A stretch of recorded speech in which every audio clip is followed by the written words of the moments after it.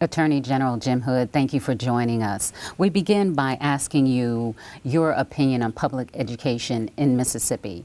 U.S. News and World Reports ranks the state at the bottom. Well, that's true, and our teachers are paid the least in our state. And there's about 4 things that we need to do on the education front, and first is early childhood education. All economic indicators show that if a state spends money on early childhood education, it's the best bang for a state's buck on economic development. It's an 18-year investment to start early. But that's one of the big things that I think we can do. We can do it in the first year. We should fully fund what's in place now. That's $33 million. I brought in more than that every year on drug cases where drug companies had overcharged us to do 4K. And then we would step that up over 3 years and have it available for every child. And, like 3/4 of those who go to 4K, they pass the ready for kindergarten test. Right now, only 36% of those in our state, those children that are 4, the entrance test for pre-K. So I say we do early childhood education. We've got to pay our teachers and get them up to the southeastern average. We have to fund our schools properly, they've lost about $2 billion over the past decade or so of funding that they should have. And another thing I think that we need to do to help on education and job skills is to provide those, like in my 5 counties, if a kid wants to go to Itawamba Community College and they can't get a grant or scholarship otherwise, they can go tuition free. It's just $1,450. It's not like Bernie, is talking about a 4-year free ride, but it's just tuition. But that's huge for those trade skills. Northeast Community College copied us. A few counties in the state do that. Tennessee copied us, and they're doing it statewide. It's only $6 million for any young person that can't get a grant or scholarship otherwise to go tuition free. And that's where they get exposed to technology, trade skills like welding and so many other technologies. And that's the way of the future in our state. It also helps with the cost of a 4-year college tuition. It would give them a 2-year break so they don't have to borrow as much, because so many of our kids are leaving our state. We've lost more than any state in the union the past 6 years to the brain drain. Kids leaving our state, they got debt. They can't come back to a 2-lane road town like I'm from, unless their parents own a business or they have a professional degree. So that community college route does 2 things. It would help us on trade skills and on decreasing the cost of a 4-year degree. I remember when Haley Barbour got elected, he said he wasn't going to raise taxes. Well, he did. And that's on a 4-year college degree. It was $4,000 a semester for room, board, and meal ticket, not books or anything else, when I took office in 2004. And now it's $8,500 plus it went up. And what that did, it priced working people like me out of the ability to send my kids to college without running up debt. I can't write an $8,500 check every semester. For wealthy people, it doesn't faze them, but working folks, it really has an impact on trying to get your kids the American dream of getting a 4-year degree. What do you think is holding Mississippi back at this point in terms of public education? Well, it's funding. We just hadn't tried actually funding. We tried it twice. We developed MAEP, the Mississippi Adequate Education Program, to keep us from a lawsuit, because other states were being sued back when this was developed in the late 90s, and they were losing those lawsuits. And this was an attempt to make sure that poor schools like where I went at Holcomb, Mississippi, a little small town just north of Houston where I live now, and that's where I graduated high school. But, for those little small schools to be funded equally, no matter what the political power of whomever represented that area, be it in the Delta or other parts of our state, every kid should be assured that there's an adequate funding system for them, no matter where they're from or where they live. And that's just been one of the impediments for our state is funding education. Another area we've created a major problem is by not raising teacher pay. We have 1,000 shortage of teachers, particularly up in the Delta. We hit this wall in the late 90s where we had a deficit, and we did some things, incentivized people to go into the teaching profession. But, I say what we should do, at least for right now, we should suspend the Public Employees Retirement System requirement that prohibits a teacher from going back to work and still drawing their retirement. I say they should be able to draw their retirement until we can get some others graduated, and we should incentivize those who encourage them at a high school level to go into teaching. And provide tuition forgiveness if they stay here 5 years and teach in our state.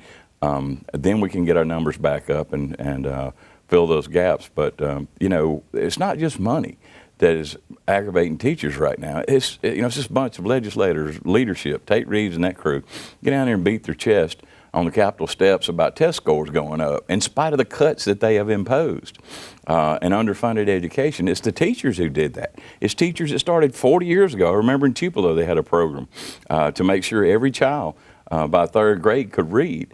And that's why our test scores have gone up, because of hard work of many teachers. It's just that lack of respect. I think in the airport, I thank strangers that are in the military. I thank cops and law enforcement that I work with every day for their service. I tell them I appreciate their service.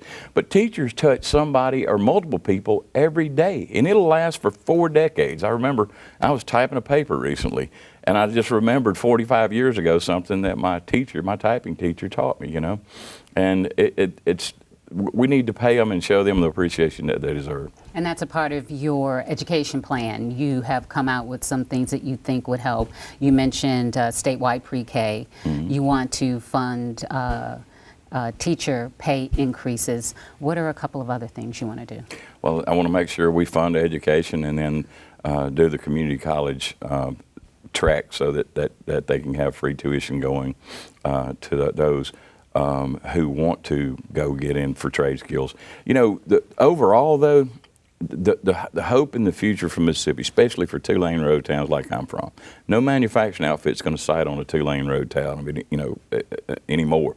They're looking for a 4-lane highway and a school nearby that the executives would want to send their children to.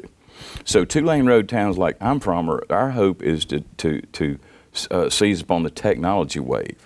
The drone development, for deliveries and all these things of the future.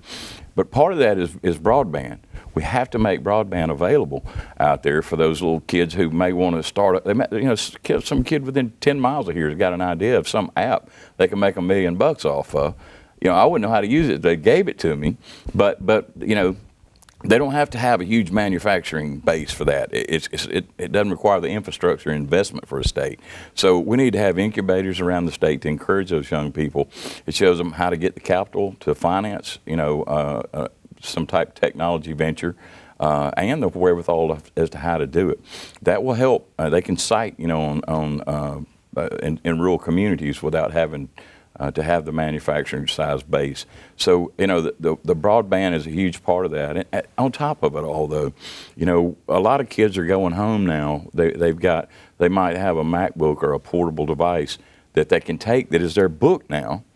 But, a lot of them don't have broadband. I mean, I didn't until, 2 or 3 years ago. We had the satellite and internet, and it was horrible. It didn't work. But, that is something we really got to step up. There are technologies that are using television waves. Now, they can go to a rabbit ears, and so that we will break that logjam on broadband, but that's a huge part of our education process. Kids aren't going to live in a place where they can't download Netflix. Let's go back for a minute. Teacher pay, fully funding education. How are you going to pay for it? Well, the first thing we're going to have to do is try to stop the bleeding. Stop all these tax giveaways that Tate Reeves has given out in exchange for campaign contributions. Are you talking about savings?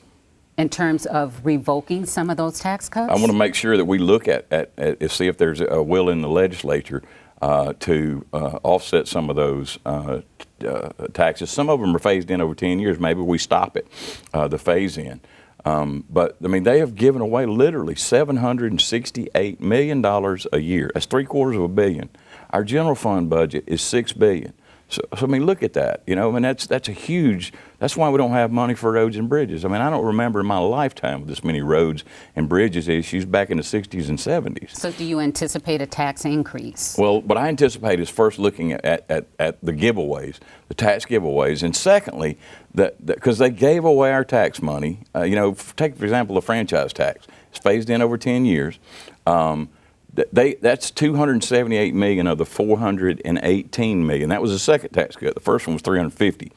But $278 million of the $418 million a year went to that 78% of that went to large out-of-state corporations, not Mississippi businesses, not Main Street businesses. 78%. You know, well, we know that's a fact because if you look back to see who was paying the franchise tax before this giveaway went into effect, 78% of it was paid by large out-of-state corporations. So that's $210 million just boom right there going out of state. That we need to look back and see if we can roll those back. The second part of the savings that we need to look into are these contracts that have been entered into. The legislature some of the time will say you got to hire such and such company because they're giving campaign contributions. I mean, look at the prison scandal. All that was set up originally because of campaign contributions given by those private prison outfits. You know, managed care takes $240 million a year out of our Medicaid program. We know we need to look at that to see if they're actually saving $240 million a year. So do you see a tax increase at all to get where you want to go? I prefer that we not, because nobody wants a tax increase, you know? And so I prefer that we not. I want to look at stop the bleeding first. That's what people expect us to do.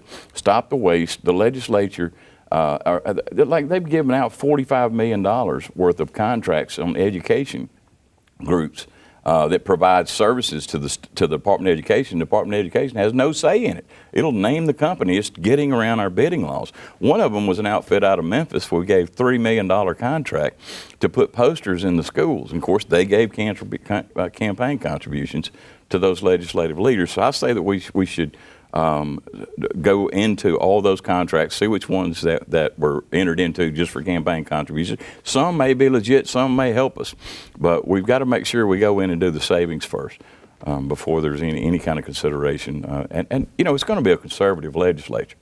I mean, I ran expecting, I wouldn't have run if I didn't think I'd win. And second, we've been up in the polls the past couple of years. Secondly, it wouldn't be any fun if you couldn't do something. And so I've been over there on the legislative floor. I've talked to the Republicans and Democrats, and Republicans, you know, eased up to me and encouraged me to run originally. And they continue to do that, saying, you know, me and my family are with you, but don't you tell it. That kind of thing is what I've encountered, and that's a good feeling when you have Democrats and Republicans coming together, because they know what we're doing is not working. You know, our rate of growth in Mississippi has been 2% since 2009. And Tennessee has grown at a rate of 24%. Arkansas at 14, Alabama at 11. What we're doing is not working, and many business people in our state who are business people before they're partisan are realizing that we've got to make a change in our state, and education is the best bang a state for your buck a state can spend is on education, particularly early childhood education. Attorney General Jim Hood, what other issues will you focus on as governor that stand out? Yeah, roads and bridges. I mean, that's 8,000 jobs. When working people start swinging hammers, that's how you boost the economy. Expansion of health care, that's $1 billion a year to a state. That's about 10,000 working people. Those are the best paying jobs in my communities, like where I'm from, is in a medical clinic. And, you know, if you don't care from the heart about the 300,000 working people, now those are working people that we're talking about. If you don't care from the heart about them, you ought to care about the economics. And it has been a boon in many states. It would create over $100 million in just additional revenues that it would increase as it goes through the economy, would have better health care. So you're talking about expanding Medicaid. That's where we would get the $1 billion a year. And you know, we would do it like other states who have recently expanded, and it wouldn't cost the taxpayers any money. You know, you see some of these minions running around saying, "Oh, we can't afford it." Well, those states that have expanded, they got the hospitals put a fee on the beds, and it doesn't come out of the general fund, and the hospitals get that money back. And so that would keep our rural hospitals open. I mean, mine in Houston, our emergency room closed. 5 have closed in the past, I think it's 8 years. 5 have been in bankruptcy. Amory up in the area where I'm from was a great hospital in bankruptcy. We've got to do something, and those are the best jobs in our community. So it's roads and health care, of course, education. The working people need a tax cut. I mean, working people have been kicked to the curb. They don't get an opportunity when it comes to economic development or tax cuts. They're not even at the table around Tate Reeves and his crew over there. It's those large corporations that give them campaign contributions. And lastly, a major issue that I want to see us do in our state, it would be a cornerstone change, is to make the legislature subject to the Open Records Act like all the rest of us are. Every local official, state official, county official is subject to the Open Records Act, but the legislature exempts themselves, and they hide behind it. And that's the way they get away with passing laws to get campaign money back in. I say that what we should do is ban corporate contributions, stop them from taking money during the legislative session, stop them from taking any gifts, and make them subject to the Open Records Act so that we can see who's sending them emails and trying to get them to pass laws, taking them out, whining them, dining them, those kind of things that we've got to put a stop to, because that's what they've been doing, the past 8 years, is giving our money away, and that's why we don't have money for roads and bridges and education. Just back to tax cuts for a minute. For working people, how would you do that when the state is already short funded? I think what we need, it'd have to be a tax cut for, like, on groceries. People making under 100,000, people on welfare don't pay tax on it already. But I'm talking about working people. If you make under 100, 125,000, whatever the will of the legislature is, then what we should get, they shouldn't have to pay any tax on groceries, or at least a reduced tax. I don't know what the will of the legislature will be. I know the votes are there for a road bill, for expansion. If they're going to do a road bill, how they fund it, I'm not quite sure what the will of the legislature will be, but I know that we will pass a road bill that will work. But at the same time, we need to offset any additional revenues that are generated from those efforts to fix roads and health care to working people, and do it through either a tax credit where they would get it on their income tax write-off, or a card of some kind that would exempt them from that tax. But working people, that's a regressive tax. I mean, a poor person has to pay the same for a gallon of milk as a wealthy person. And I just think it's time for working people to have a chance to actually have a tax break rather than hearing about somebody else getting one. Well, would you support a gas tax increase for roads and bridges? If first of all, I want to go make sure that we look at every dime that has been spent or given away. And then, as a last resort, if that's what the legislature will do, it may be a mixture of some kind of fuel tax. It could be I spoke to the Loggers Association. I mean, those groups have to get their products to market. They're open to any kind of options, and the Mississippi Economic Council presented several options to the legislature. But it was simply because Tate Reeves wanted to run and say he didn't raise anybody's taxes. He didn't care if the house was burning down, and it is. Our roads and bridges deteriorating in our schools and our health care, children leaving our state at unprecedented levels. If we don't make a change now, our kids will probably never catch up this whole century. I'll probably be dead and gone in 25 years, but I want to at least know that my kids have got a shot at staying here, and my grandkids can stay here and grow up. I'm a back row Baptist. I'm always late getting to church, but I look at the backs of my friends who are still in Houston, Mississippi, and it's probably less than 25% of those I graduated high school with are still there. They moved out of state or maybe down to Jackson or different places. But now I'm watching the ones my friends who stayed there, their kids are leaving. And they're our best and brightest. That is our future. And if we don't make a change now, then we're in for a long century. What makes you different from your opponent? Well, because I fight for working people. People of all, even wealthy people that will benefit from roads and bridges and health care and education. But what the difference between me and Tate Reeves, all he talks about is labels, and he tries to scare people. He tries to tell you, things like tort reform. That legislature is never going to change tort reform. I mean, nothing liberal is going to come out of that legislature. Why would he try to make something up? The reason is because he doesn't have issues to run on, like I'm talking about: roads, education, health care. And so if you don't have things to run on, then you try to scare people. People that have run for office back to the days of Rome have used those fear tactics and labels and things like that. I think people are going to see through it this election. That's what my hope is, that people see through all these labels and things and just wanting to see somebody get something done. All the craziness in Washington is driving many moderates to the middle on both parties. And that's what is comfort to me in this race. You can govern with that kind of coalition. We can get back to the days of like when Governor Winter was in office. We were on the right trajectory for education and business development, and we can make a difference for our people in our state. How do you feel about the special needs vouchers? Would you support continuing that program? You know, the voucher program, we're not funding our public schools like we should. You know, before we go off trying to fund something else for private groups. Now, you know, if there's a particular school, a really poor school like in some areas, and there's some other type private facility that can provide that care to that child, you know, there may be an opportunity for some exceptions under state law as it was. But generally, you know, it's just those vouchers are just an excuse to provide for the public to give public funds to a private entity, and that is in our Constitution that we not do that. What would you do to reduce racial disparities? We have outcomes for black children that are less than their counterpart white children, lower graduation rates, third grade reading. You know, that's early childhood education, because many people, no matter whether they're black or white, if they're poor, they're working a job or two, and it may be a single mother that nobody's there to read to that child. If somebody's just reading to a child at age 2, if they can't even talk, their vocabulary exponentially increases. And, you know, just simply reading to them. And so that has such an impact. And early childhood education would help everybody. And so I want to make sure that we have 4K for every kid in our state. I mean, I just went to Vicksburg last week to a school where they've just been in school 6 weeks. I expected them to be running around the table. They're all sitting there when you walk in. They're looking you in the eye.